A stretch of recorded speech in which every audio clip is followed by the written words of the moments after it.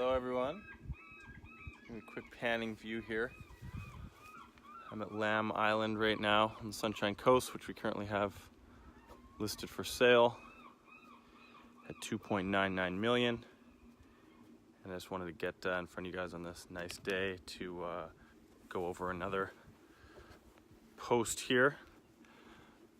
Today we're discussing how much is your Vancouver property worth. So there's a variety of ways we can look at this, and everyone always has an idea of what their property's worth, how much it should sell for based on information they have. So if your neighbor sold a place on a different floor or down the block, or you heard of another sale that's taken place, it went for this price, so mine should be worth that price. This is what most people go on, which is fair enough because it's difficult to get all the information all the time. But usually this isn't the best way because it's not giving you the clearest picture of exactly what happened in the situation of that sale. So just a few pointers I'm going to go through here which will help really put some perspective on how we as agents come up with market values for your places and why and how and all that sort of stuff. So first, the main thing that we like to do obviously is look at comparables. So comparables as in solds, yes. So we can go back in the history of MLS and we can look at all the comparable solds. So every agent will have their own way. We've got a criteria of searching within a certain parameter, radius around the subject property, and then within that, variances off of square footage, variances of the building type, building materials. For example, is it a wood frame? Is it a concrete building? Is your building built during a time where the whole leaky issue? And is your building been rain screened and the comparables have not, for example? So little details like that, which when we just hear so-and-so's unit sold down the street or down the block or up the building is a little bit different. But when you're comparing outside of buildings, if we're talking about condos here, for example, was that building rain screened? Was that building replumbed? Was that building re-roofed? Did they just redo all their common areas? These are typically things that aren't discussed and are definitely things that are value builders or breakers when it comes to the comparisons of these units. So where you sit or where your building sits or your home sits in the scheme of those details are a whole other ballpark. But basically getting the full picture of what the comparables look like is the first step. The second is really market insight and where the market's currently sitting. And this is very difficult for people who aren't agents to understand if you're not studying the market and really seeing how fast the market's moving by calling up listing agents and saying, is this property still available? Can I view it? Did you get offers? How many offers? What did you sell for? What's the climate like? How much response are you getting for your listing at this price? And all these kind of engaging questions that we would be asking daily. This is really where a sense of the market comes in. And we can really see based on just that, oh, so-and-so, this unit brought this unit to market at this price, and it's been on for X amount of days now, and they're at a realistic price based on the last one that sold in the building, but they haven't had any activity, so the climate of the market in that segment of the market is substantially softer than before. So these are the insights with the market knowledge that we bring, which is a huge kind of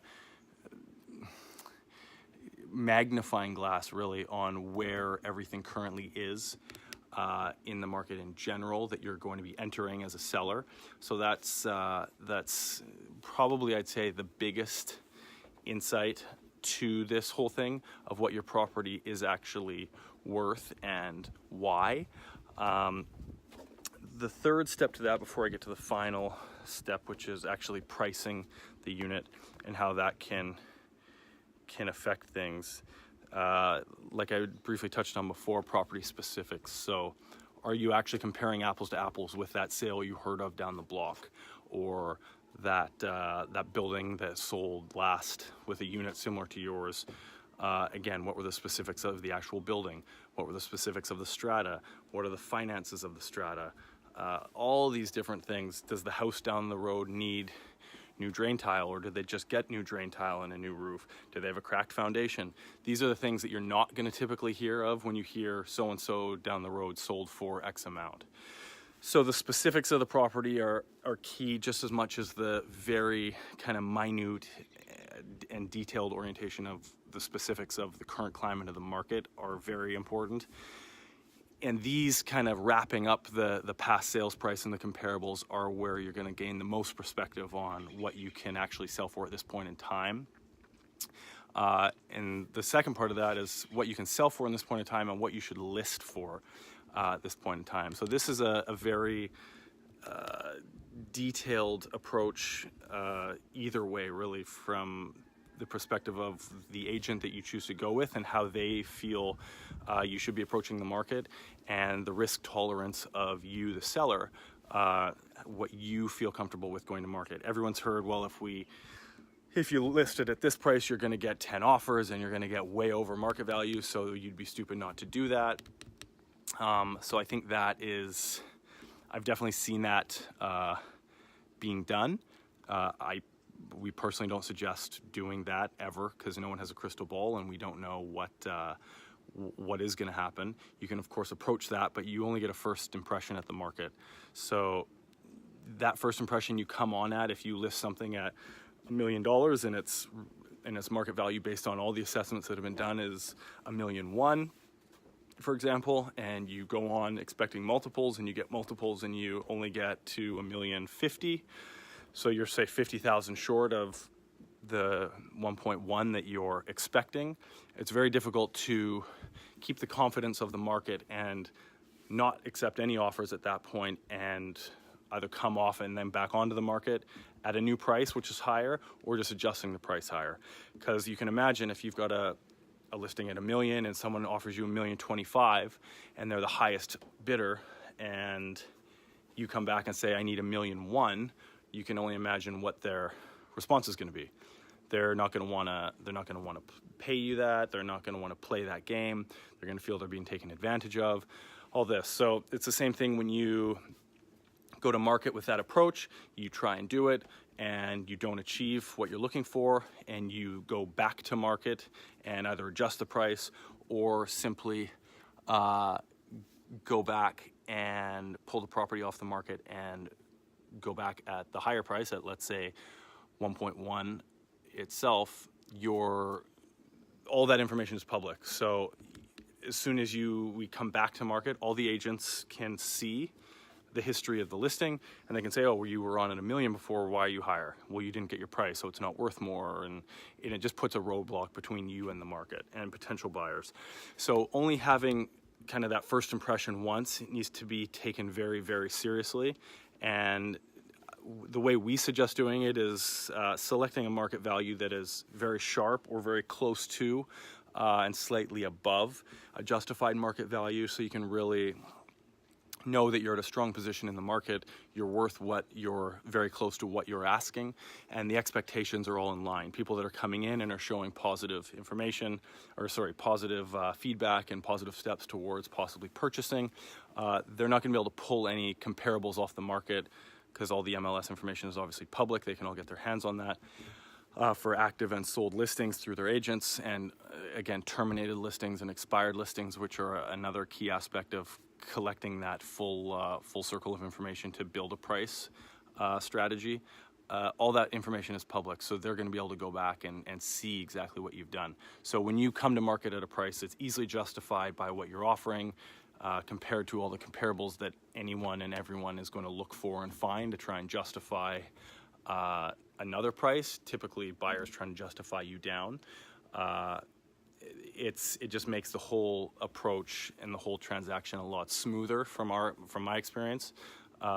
Having done it that way, everyone's expectations are the same, and there's no negative aspects to the negotiation. And obviously a successful negotiation is one where everyone feels they have won, not just one person feeling like they've been trampled on, or they shouldn't have paid what they did, or they got cornered or trapped in this is their only option and they have to overpay for it.